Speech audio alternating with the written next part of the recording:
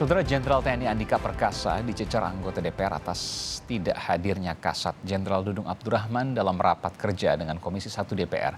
Padahal Kasat akan ditanya soal kasus mutilasi di Mimika, Papua. Anggota DPR menyebut hubungan Panglima TNI dan Kasat tidak harmonis.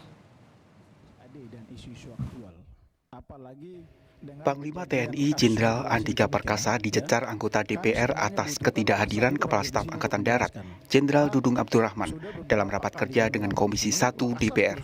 Anggota Komisi 1 DPR Effendi Simbolon mempertanyakan apa penyebab dugaan ketidakharmonisan Panglima TNI dengan Kasat.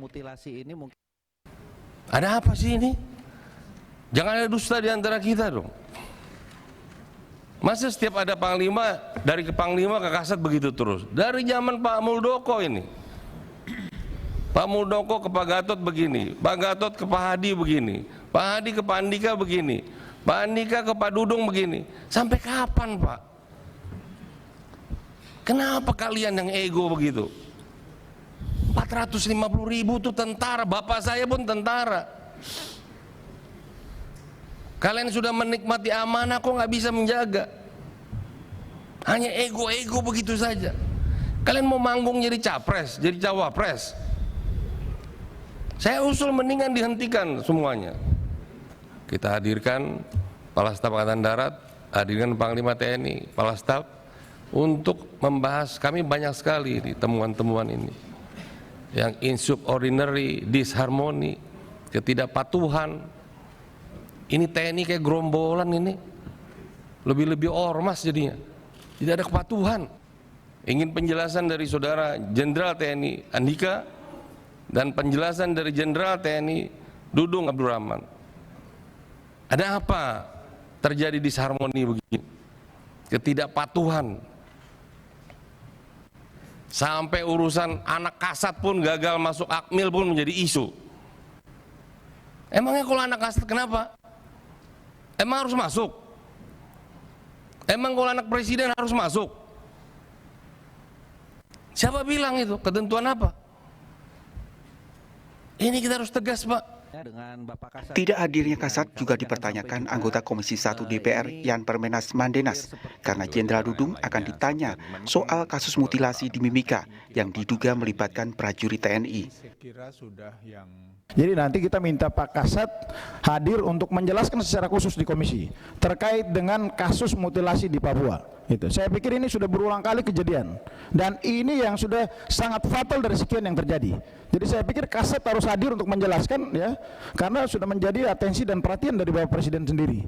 Jadi jangan kita bicara soal kasus Sambo saja, tapi kasus ini lebih parah lagi dari kasus Sambo.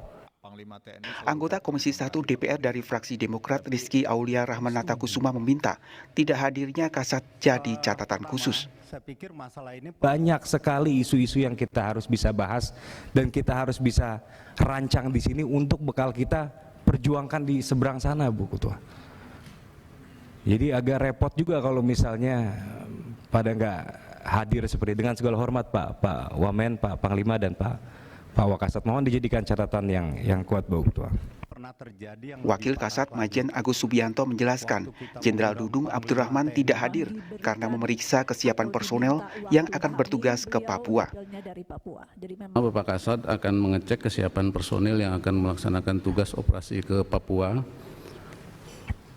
Kita tahu bahwa kondisi di lapangan semakin kompleks sehingga banyak yang harus disampaikan oleh Bapak Kasat kepada prajurit. Kita lihat banyak hal yang menonjol yang dilakukan negatif oleh prajurit, sehingga dengan keberadaan Bapak Kasat di tengah-tengah prajurit akan memberikan motivasi. 6 prajurit TNI telah ditetapkan sebagai tersangka dalam kasus mutilasi terhadap 4 warga Nduga di Mimika, Papua. 3 tersangka lainnya adalah warga sipil. Sementara 2 prajurit TNI lain saat ini masih diperiksa. Proses penyidikan kasus ini dilakukan Polres Mimika dan Kodam Cendrawasih. Panglima Kodam Cendrawasih berkomitmen proses penyelesaian hukum atas kasus mutilasi di Mimika yang melibatkan prajurit TNI akan berlangsung transparan.